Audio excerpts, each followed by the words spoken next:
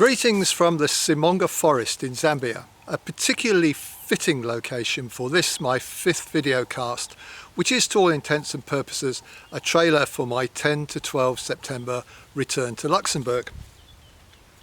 Inspired in part by the recent media feeding frenzy over the Epstein files, the headline for my proposed presentations in Luxembourg is Donald Trump's Dénouement, with a big question mark at the end. You're forgiven if you've all but forgotten about the Epstein saga.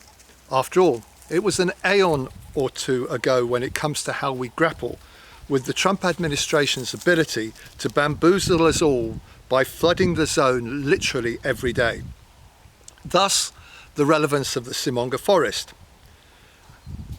During my forthcoming visit, I shall be looking more than ever to rise above those floodwaters and to help investors to avoid not seeing the forest as a whole because of all the individual trees. To this end, I shall be asking and trying to shed some light on the following questions. First, does the recent criticism of Mr. Trump over the Epstein files and the bombing of Iran, even in some of the conservative media, indicate that he and MAGA are no longer the same thing? Or, secondly, does America First remain, for now at least, whatever Mr. Trump defines it to be? Third, if this is the case, is Mr. Trump totally Teflon Don? Or are there issues which could open up an unbridgeable divide between him and his base? Fourth, notably, and despite the strong cultural convictions of the MAGA movement, is it still the economy, stupid?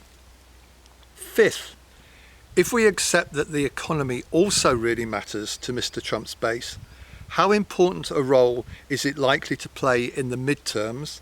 And sixthly, in the 2028 general election? Seventh, irrespective of the 2028 outcome, and granted that the Republicans are unlikely to find a successor to Mr. Trump who can keep the base together while not sharing its strong convictions, what does this imply for the MAGA movement and for Trumpism as a whole in the medium term?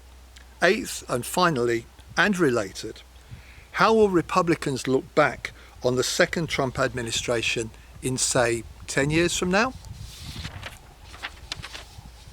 Let me end for now with a warning.